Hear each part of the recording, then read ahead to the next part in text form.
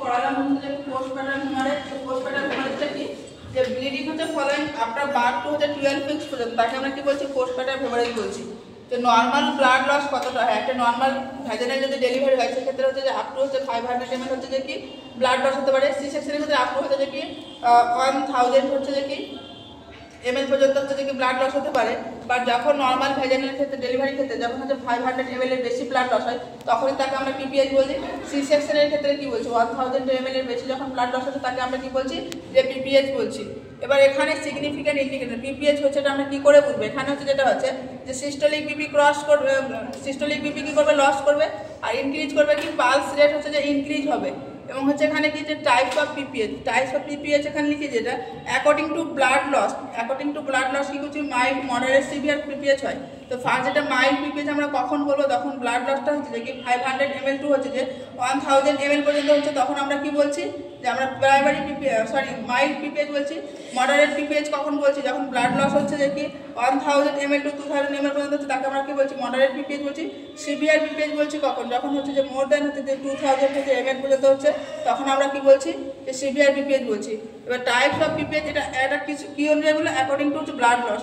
এবার হচ্ছে according to হচ্ছে ডুরেশন কতক্ষণ ধরে হচ্ছে সেই অনুযায়ী আমরা পিপিএইচ বলবো। তো এখানে প্রাইমারি পিপিএইচ আর সেকেন্ডারি পিপিএইচ। প্রাইমারি পিপিএইচ কি হচ্ছে যে মোস্ট পিপিএইচ দেখা যায় উইদিন 24 আওয়ার্স আফটার ডেলিভারি, তাকে আমরা কি বলছি প্রাইমারি পিপিএইচ বলছি।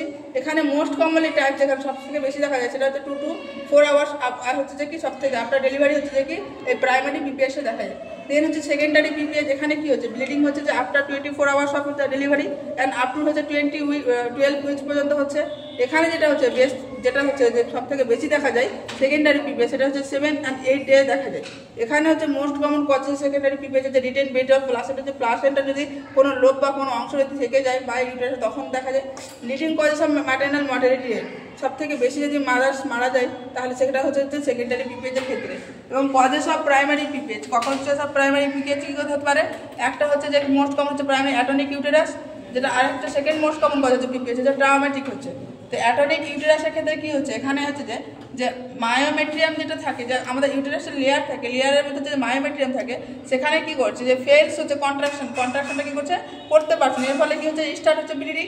এর কজগুলো কি কি হতে পারে, যেমন হচ্ছে ওভার হচ্ছে যে কি extension of over distinction of the uterus, বা হচ্ছে যে কি মাল্টিপাল প্রেগনেন্সি, বা টুইং, বা ম্যাক্রোসোমিয়া মানে হচ্ছে যখন হচ্ছে মায়ের যদি জিডিএম থাকে তাহলে সেটা বড় বাচ্চা হয় তার সেক্ষেত্রে, বা হচ্ছে গ্র্যান্ড মাল্টিপ্যারা বা প্রলং লেবার এক্ষেত্রে কী করা হয় দেখা যায় যে কজের সব হচ্ছে যেগুলো হচ্ছে যে প্রাইমারি অ্যাটনিক ইউটেরাস। দেন হচ্ছে ট্রাউমেটিক ডেলিভারি আমরা কখন দেখি, যখন হচ্ছে ইনস্ট্রুমেন্টাল ডেলিভারি করি সেক্ষেত্রে কী হয় যে মায়ের হচ্ছে যে ইনজুরি হয় সেক্ষেত্রে দেখা যায়। এবং হচ্ছে রিস্ক ফ্যাক্টর পিপিএইচ, কাদের ক্ষেত্রে এই রিস্ক ফ্যাক্টর দেখা যায় পিপিএইচ ফ্যাক্টর, যদি history of the previous PPH থাকে, যে আগের হিস্ট্রিতে দেখা যাচ্ছে যে পেশেন্টের হচ্ছে কী হচ্ছে পিপিএইচ আছে, বা প্রিআই মানে হচ্ছে যে প্রেগনেন্সি ইনডিউস হাইপারটেনশন, যে আফটার হচ্ছে বেবি কনসেপ্ট করার পর যদি বিপি ইনক্রিজ হয় সেক্ষেত্রে হওয়ার সম্ভাবনা আছে। এপিএইচ যে অ্যান্টিপ্যাটার্ন হ্যামারেজ প্রেগনেন্সির ক্ষেত্রে হচ্ছে যে কী করা আছে যে এপিএইচ, যেমন হচ্ছে প্লাসেন্টা অ্যাক্রিডা, এই সমস্ত কী হচ্ছে যে রিস্ক ফ্যাক্টর অফ হচ্ছে পিপিএইচ। দেন হচ্ছে সাইন সিমটম অফ পিপিএইচের ক্ষেত্রে কী কী সাইন সিমটম দেখা যাবে। ফার্স্টে যেটা বললাম যে বিপি ডিক্রিজ হবে, তাহলে এখানে কী হচ্ছে যে হার্ট রেট হচ্ছে ইনক্রিজ হবে, পালস ইনক্রিজ হবে, ভ্যাজাইনাল ব্লিডিং থাকবে, বগি ইউটেরাস থাকবে। এবং দেখা যায় যেটা হচ্ছে যে যদি ট্রাউমেটিক কজেসের জন্য যদি পিপিএইচ হয় সেক্ষেত্রে কী হয় যে ইউটেরাস হার্ড হবে এবং হচ্ছে ফার্ম হবে। তো আজকে বলি।